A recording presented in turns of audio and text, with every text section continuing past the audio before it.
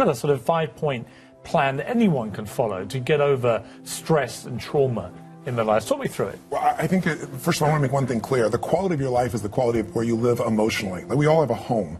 Angry people find a way to get angry, even if their life doesn't have anything to be angry about. We can always find it. Sad people find a way to be sad. Caring people find a way to care for other people. So one thing you got to identify is, where are you living? What's your home? What's your habit?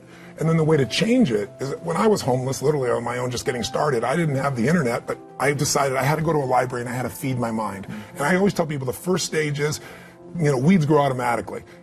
One of my teachers taught me, he said, every day stand guard at the door of your mind and feed it something good. Because if your worst enemy puts sugar in your coffee here, you're fine. If your best friend by accident trying to help you put some strychnine, you're dead. So if you feed your mind every day, 30 minutes a day of reading something, hearing something. Second, you got to strengthen your body. And the reason, Pierce, is fear is physical, right? So is stagnation, so is numbness, so is sadness, so is rage. And when you go in and change your body by an intense workout or a run or even an intense walk and the blood's flowing through you, science has shown it instantly changes your biochemistry. And now your mind and body are working together. Third thing, all these people did in common, if you watch, they found a mission bigger than themselves. Yeah. Something that they wanted to aspire to that was worth more than their pain. And then the fourth thing is, you got to find a role model. You heard it with Nick. Almost everybody finds a role model that makes it real. I was with Warren Buffett and with Sarah Blakely, the youngest billionaire. We did this roundtable about the future.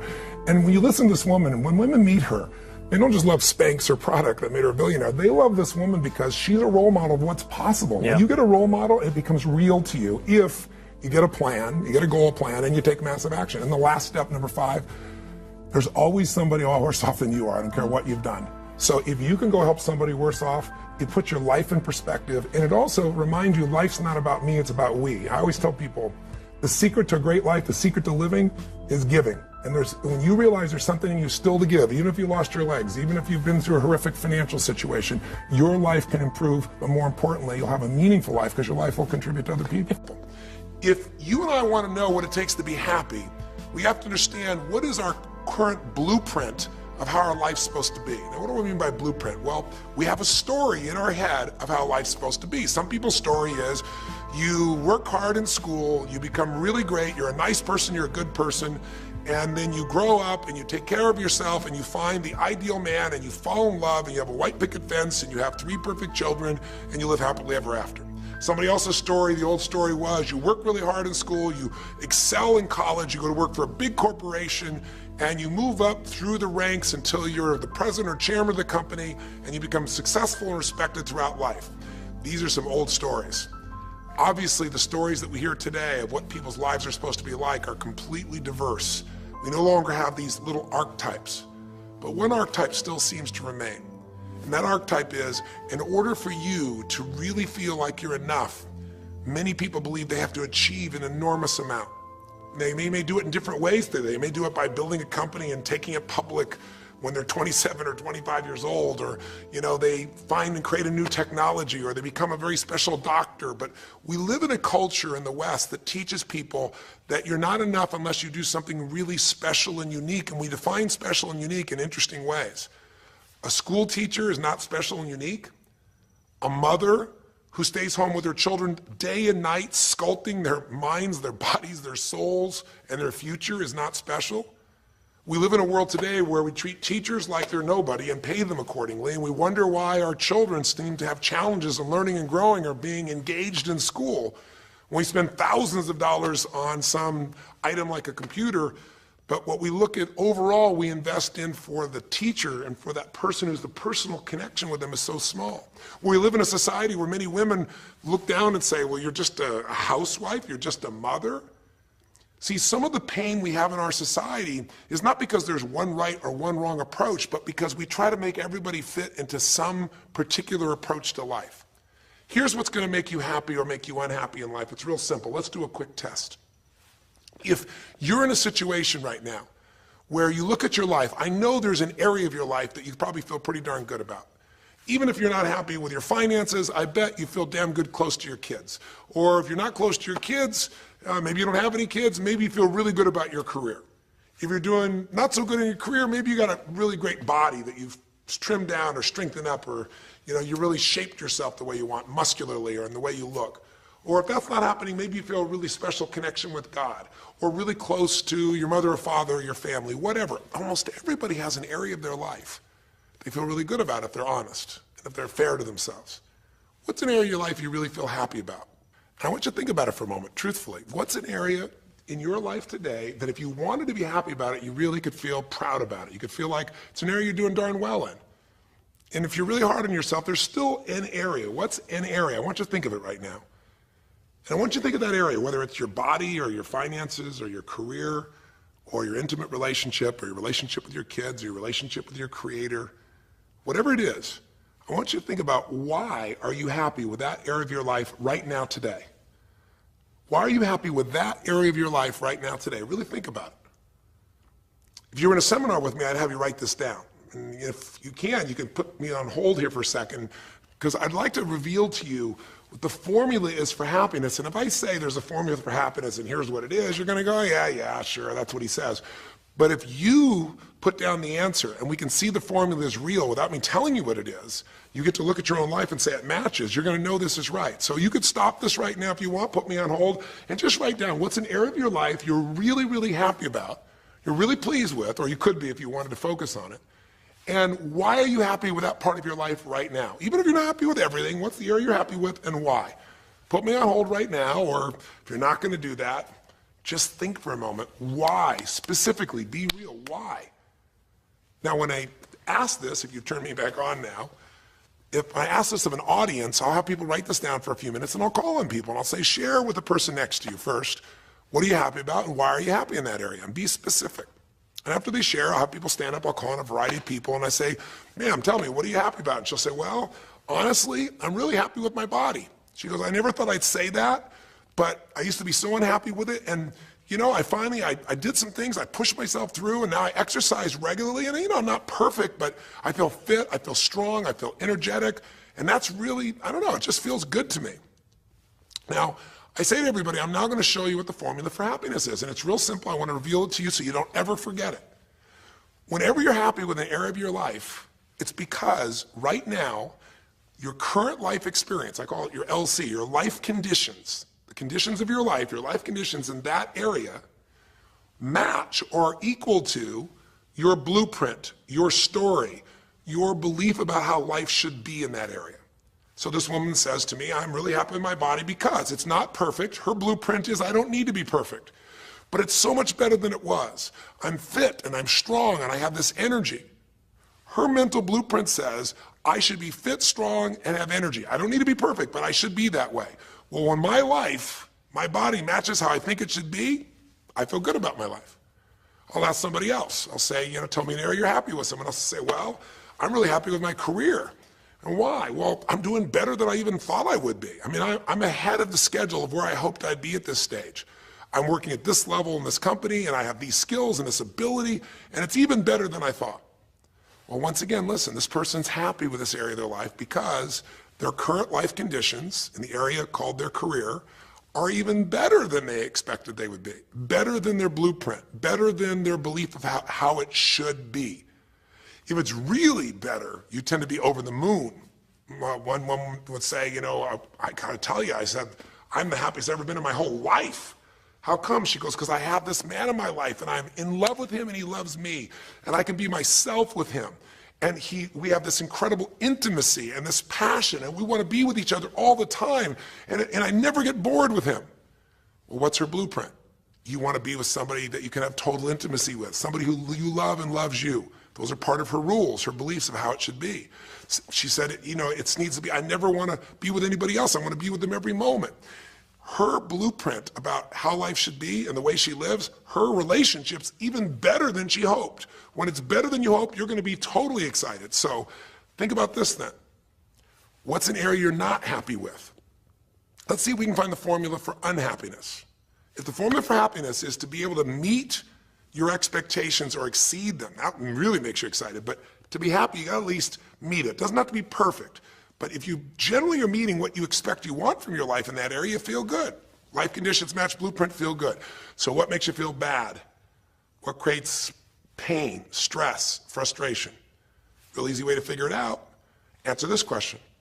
What's an area of your life you're not happy with?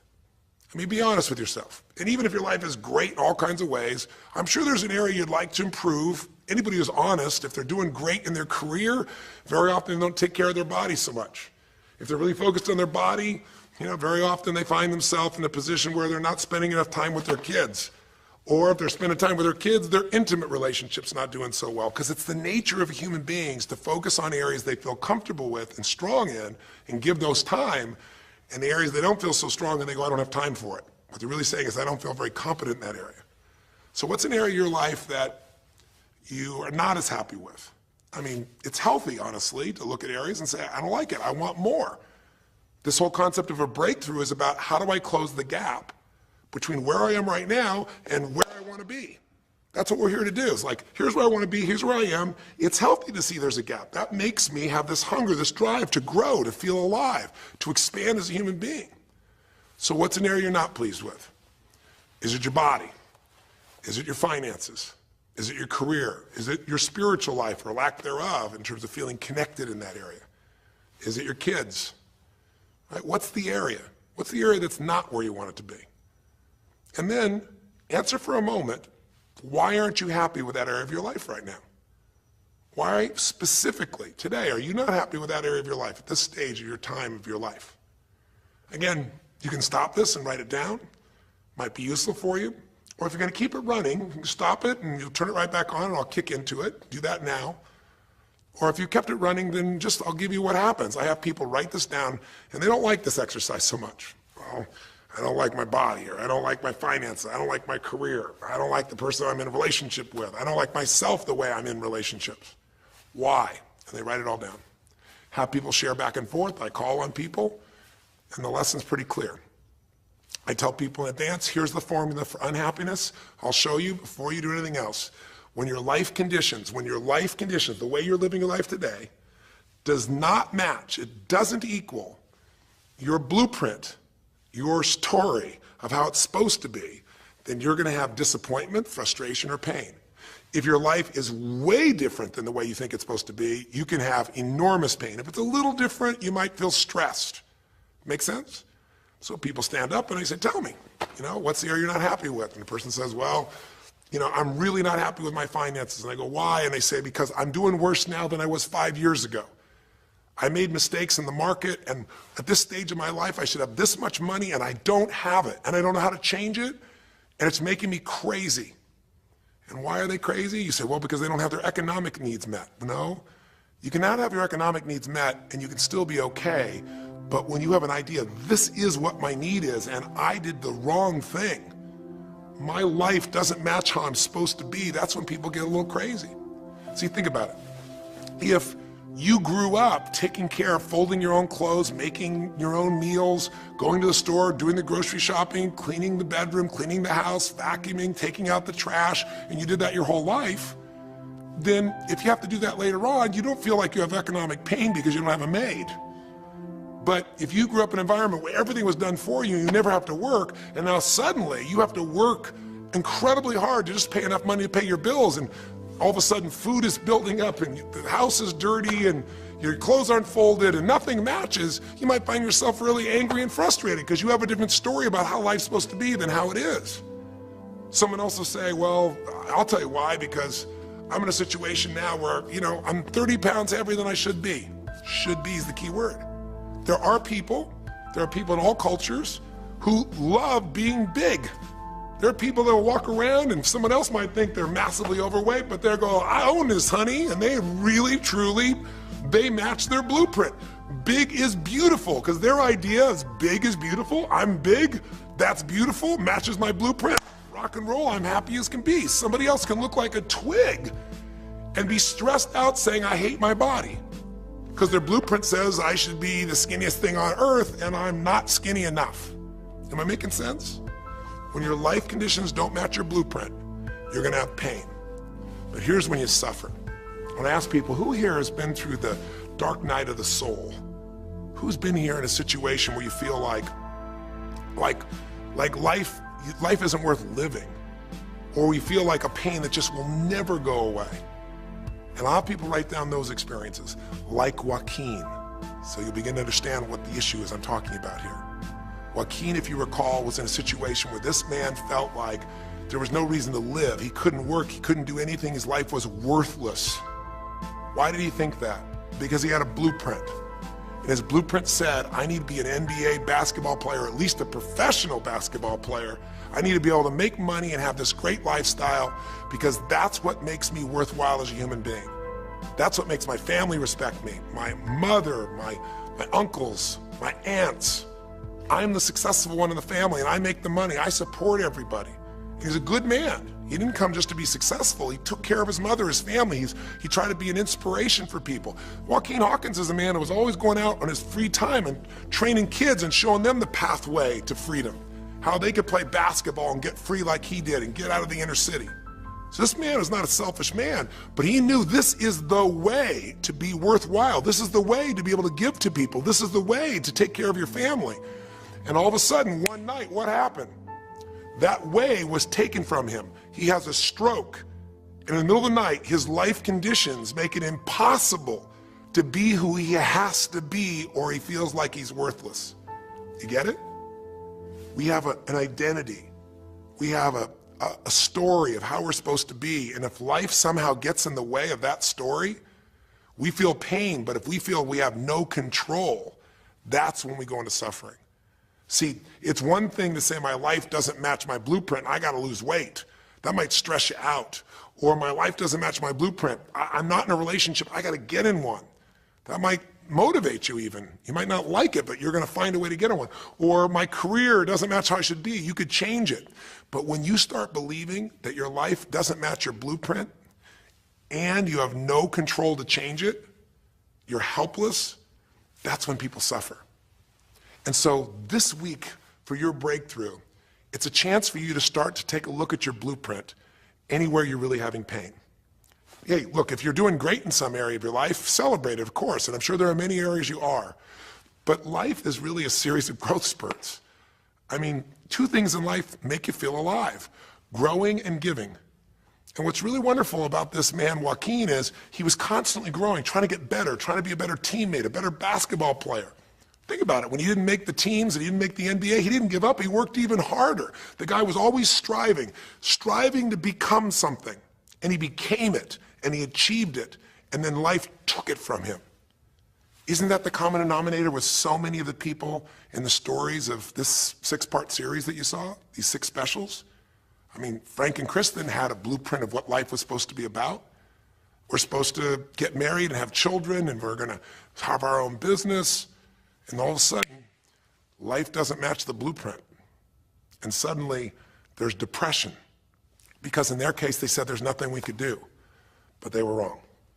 They were wrong because they discovered, and Frank discovered, I can make a difference to my wife. The chair, even though I didn't create this and didn't ask for it, this chair does not define me. I can become more than I was before. I can have the impact with my wife. I can have children. We had to change his blueprint because we couldn't change all the conditions of his life. Does that make sense? I couldn't get him to physically walk again. Maybe someday he will, but we can't count on that. What we gotta count on is that he can be fulfilled by seeing he isn't helpless. And I did that through a series of experiences that violated what he thought he couldn't do. The same thing was true with almost every one of the people we worked with at some level. And in Joaquin's example, it was also true. Joaquin said, well, I can't ever have this quality of life again because I'm not a professional basketball player. And he was locked into that mindset, and all of us get locked at times. But to his credit, to a system of steps, we were able to break him out of that. We were get him to see that he isn't helpless. Because here's your choice. Watch this now. If you're suffering, if you're in pain, your life doesn't match how you think it should be, and you think you're helpless to change it, now you have only 3 choices. Choice 1, blame something. And that's what Joaquin did, if you recall. He blamed his coach, he blamed what happened to him, and of course, these things were outside his control. But he blamed his coach. And a big part of the healing, if you watch this session, was bringing his coach in and getting him to see, hey, you know what, all that anger, all that resentment inside of you, Joaquin, A, it's not based on the truth, and B, like Nelson Mandela said, you know, having resentment in your soul is like drinking poison and hoping that your enemy will die. It doesn't work that way. And when Joaquin was able to break out, his breakthrough was a change in perception, to realize this coach wasn't stopping me. I just felt like I lost everything, and so I don't know how to change it, so I'm looking for something to be mad about, someone to blame, so I don't have to blame myself, or I don't have to feel so helpless. Because when you're angry, you don't feel so helpless. You feel strong for the moment, even though it's a fake strength. When he was able to make that breakthrough, he could stop blaming. Because these are your three choices. When life doesn't match how you think it should be, blame something. An event, someone else, or yourself. As we talked about earlier in the series, blame games just destroy you. There's no progress when you blame. For the moment, you feel okay, but nothing changes. What are your real choices? You only have two choices in life. If life doesn't match your blueprint, you either have to change your life. That is, you got to say, you know what, my body isn't there, I'm going to go work out. My relationship isn't there, I'm going to change it. You know, I'm not making what I got to make, I'm going to retool, I'm going to get a new skill, I'm going to go back to school, I'm going to start a business, I'm going to do something. You have to do something to change your life. Or, in order for you to be happy, if you can't change your life, you're going to have to change your blueprint. Usually in life, it requires a little bit of each. Does that make sense? And if you change your life and change your blueprint, you can have an extraordinary life. And what you witnessed this man do was, once he let go of his anger and his denial, once he started to look at things, he began to find, by spending time with his family, that he was worthwhile being loved whether he played basketball or not. Of course he'd love to play basketball, but professional basketball was no longer a part of it. And we got to get Joaquin to shift that.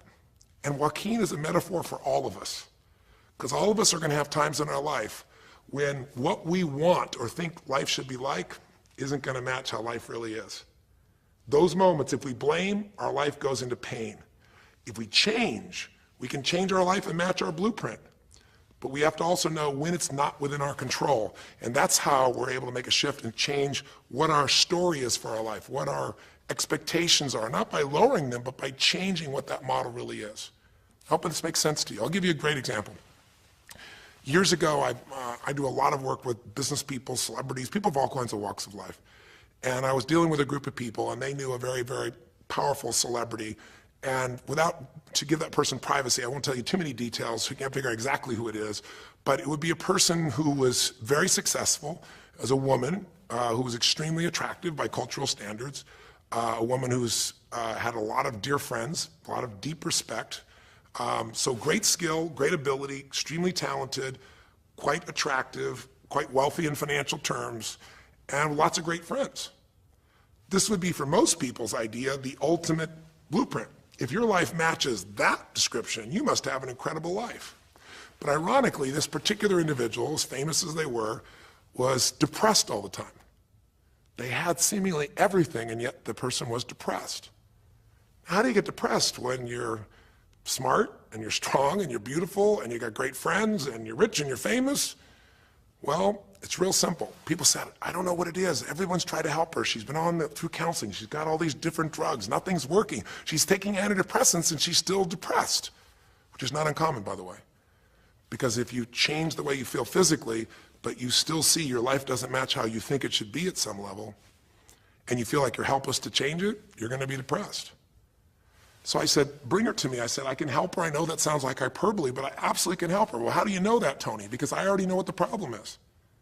I know if someone's depressed, it's because they feel helpless because their life doesn't match how they think it should be. I just don't know what her blueprint is, but we'll find out what it is, and we'll either help her change her life, or we'll help her change her blueprint, or both. Long story short, and very quickly, I'll tell you the core of it. She came to me and she spent maybe the first half an hour telling me, apologizing, saying, I know I should be happier. I know it's silly for me to be depressed. I don't know why I'm so depressed. I know I should be grateful for what I have, and I am grateful. And it was all these reasons why she knows she should feel good, but still didn't. And I tried to finally explain to her, listen, I don't care about that. I care about you. The fact that you're not happy has nothing to do with what you have or don't have. The fact that you're not happy is that your life doesn't match the way you think it should be. And you have some idea of how you think it should be. And worse, if you're this depressed after all this time, you feel like you can't do anything. You have no power to change it. You feel helpless. And she looked at me in a certain way, and I said, so what is that? What did you want your life to be like? She goes, well, it sounds stupid.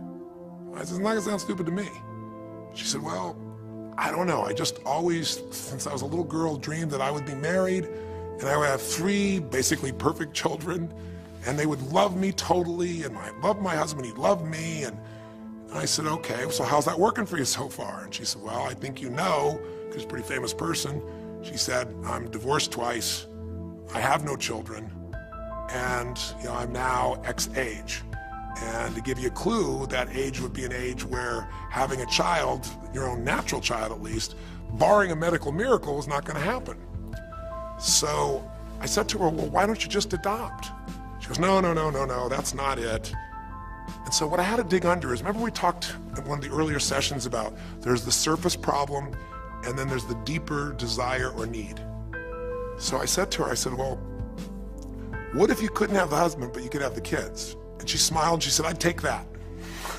I said, well, why not adopted kids? She goes, no, it has to be my own blood children. So I kept digging to find out what was behind her blueprint. Because your blueprint is just a projection of what you think you need to be happy. But as human beings, we're notoriously ineffective at knowing it's going to make us happy. So much that we think we're going to make us happy, we get there and we go, is this all there is? So many things that we think are going to make us miserable and we can never deal with, we go through it and we can handle it. We're not good at projecting these things. All kinds of studies will show this. So I said to her, well, what are you hoping to get from these 3 children? Why do they have to be your blood children? And she finally said, well, if they're my blood children, I know they'll always love me. They'll never leave me. What was she looking for? Unconditional love. She had this big blueprint that said White House, picket fence, 3 children, perfect husband, all these different things. But what was behind that was a need to feel like she could have love that would be certain and wouldn't go away. So I can help her meet that need. So I said to her, I said, well, maybe one reason you don't have a husband is because every time you look at one, you're trying to figure out if he's going to get you those 3 kids in time and how that's going to happen. And maybe he feels a little stressed when you're looking at him this way because he can feel what's going on behind your bed, even if he doesn't know what the words are. And she started to laugh. She goes, I guess I've probably been that way a good portion of my life. And she goes, people wonder, why I'm so uptight. I said, you're uptight because you felt like you're running out of time trying to meet some picture. But I said, all you really want is love. I said, don't you have a lot of love in your life? Tell me about your friends. And gradually, I got her to start seeing this love that she was trying to get was already here. It didn't match the picture. Maybe we could paint a new picture of what life could really be like and make sure that picture met her deepest needs. That's basically what we did with Joaquin. Joaquin wanted to be a professional basketball player because he loved basketball, yes, but also because he wanted to be that man who was a leader. He wanted to be the man who was the good man. He wanted to be the one who brought energy to people. He wanted to be the man people would look up to. He wanted to be the man who could take care of his family in style, all of his family, not just his daughters and his wife, but other people as well. Underneath it all, he wanted to know that he mattered. And through the process that you saw in this show, he began to find out that he didn't need to be angry at the world, that yes, his blueprint was taken from him, but his soul and his ability to be a special human being that could touch other people was not taken from him. That maybe his real gift was his ability to inspire young kids, his ability to get himself to do whatever it took. How did he become a professional basketball player? Unbelievable discipline, unbelievable drive. He started bringing that to picking up trash, and the game started to change. He started to have fun there. He could come home and take care of his kids and pay his bills. That doesn't solve everything, but it gives him a way to suddenly regain himself. When he sat around with all of his family, and you saw part of those scenes, and if you watch little areas of browsing this week, you'll see some more scenes from his family where you see him beginning to realize they love me whether I'm rich or poor. They love me whether I'm a professional basketball player or not. They love me. That's what he was really after. And when he got that, it allowed him to let go and say, I can do other things. That doesn't mean he won't have challenges. We're all going to have challenges in our life. It doesn't mean that at times he won't wish he's doing more. But he's no longer stuck. He's broken through because he now knows I have control. I can change my life or I can change my blueprint. And when I do, I can fulfill it. I can start to feel that aliveness. Now here's the trap. What do you think happens once you fulfill your blueprint regularly? Once you figure out how to do what you always dreamed of? You always dreamed to live a certain way, and now you're living that way every day. Well, the human nervous system, the human spirit needs to grow. So pretty soon you'll get bored with that and you'll come up with a new blueprint. That's part of life that's exciting.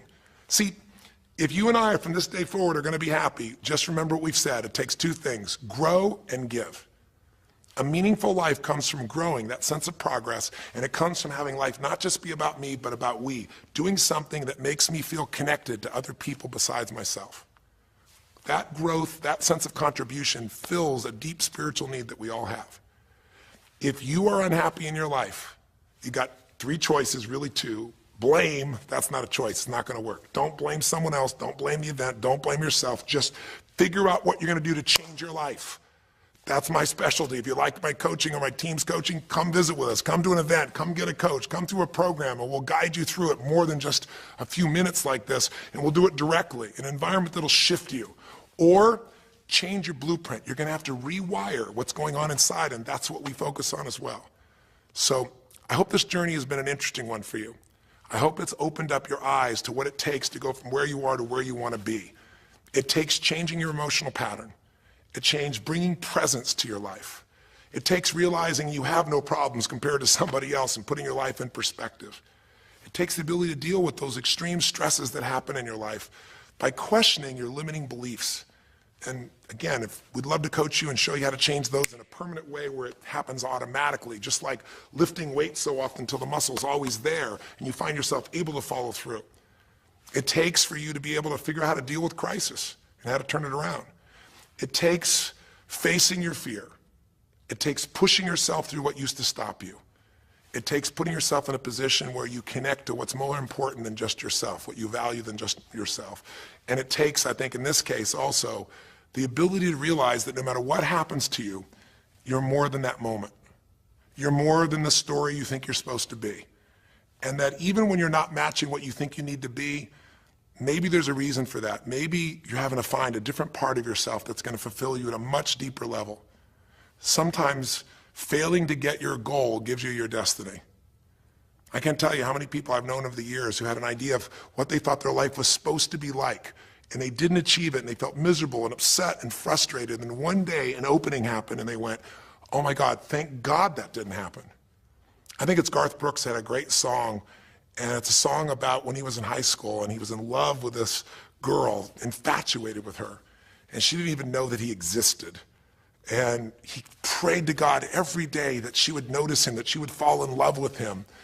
And then sure enough, she never did. He was so disappointed. His blueprint didn't match. His life didn't match it because she didn't even know he existed. And he felt this suffering. He could do nothing to turn it around. Well, 15 years later, he became a guy named Garth Brooks, somebody everybody knew, and he could rock, stadiums with his energy and his song and his music. And he goes back to be at his high school reunion. I think it was his 15-year reunion, if I remember correctly. I don't remember the exact year, but all I remember is he said he saw that woman that he was so obsessed by. He was looking forward to seeing her. And now he was Garth Brooks, and he met her.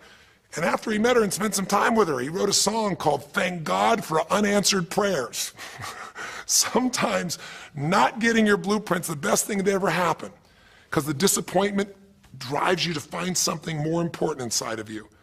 Or not getting it makes you look for another aspect of your life, a spiritual aspect, a family aspect, a physical aspect. If you can just trust that life doesn't happen to you, it happens for you, then you can find in any situation a benefit that can take your life to the next level. I don't care if you're Frank and Kristen, I don't care if you're, Mandy and Scott, I don't care if you're Joaquin and Kim. Every one of us in our life is going to face situations where it feels like we have total trauma, something that's been taken from us. The real question is, what are you going to do with it? Some people just live in their story of what they don't have, and they have the right to do that. If Frank and Kristen lived in pain and felt bad, we'd all say they have the right to do it. It's the difference between what you have the right to do and what you deserve to give yourself and others. We have the ability to transcend whatever happens to us. There's something called post-traumatic growth. Very few people know about it. Two people go through the same stress, one's destroyed, the other grows. What's the difference? The people that grow will not give up. They don't have any excuses. They find the way to break through whatever it takes. And when they do, three things happen. Number one, they realize who they really are and what they're capable of. They realize they're so much stronger than they thought they were. And number two, they deepen all their relationships. You want to know who really cares about you, who you love and who loves you? Go through some tragedy, go through some hard times. All your Facebook friends go away. Your real friends, your real family shows up for you and you show up for them, and it deepens your relationships.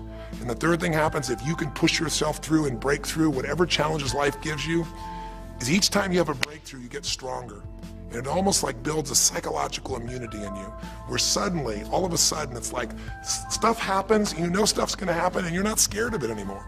Because after you've been through a stroke, after you've been through, losing the use of some of your body, your senses, after you lose a family member, and you break through to that, you get to the other side, it's like, give me your best shot, life. It's almost like there's this psychological immunity that says, I'm ready for whatever life will give me. I don't want challenges, but if they're here, I know I can handle them. That strength of spirit is what creates a sense of freedom and joy in life. And that strength of spirit basically comes from living a life where you are constantly and never-ending thinking away to improve yourself and to help others. That's my mission, and if we can serve you again in the future, I hope you'll check us out. There's 3 ways you can continue to participate with us. You can come to an event, come have an experience with us live in a weekend at our Unleash the Power Within or our Date with Destinies. I think you'll find it's very different than just sitting here talking to you quietly, sitting in front of your computer screen. It's a rock and roll environment. It's like going to the ballpark and having one person sitting there talking to you versus being in the ballpark or the rock and roll concert, with 50,000.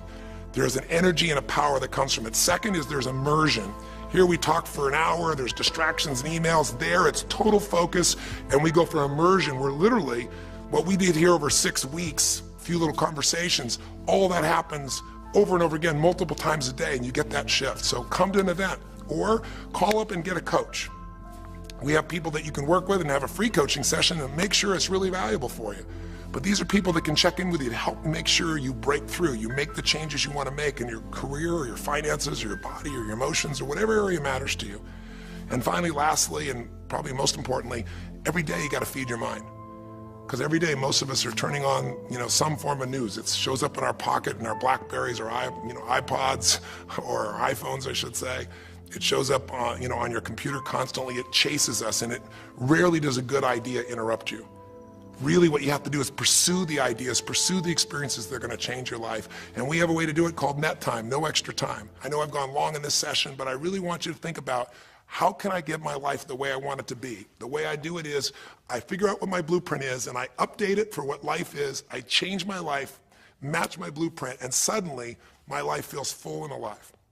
Thank you for the time that we spent together here. I've really enjoyed our time, and I hope that this breakthrough series reminds you to never settle for less than you can be.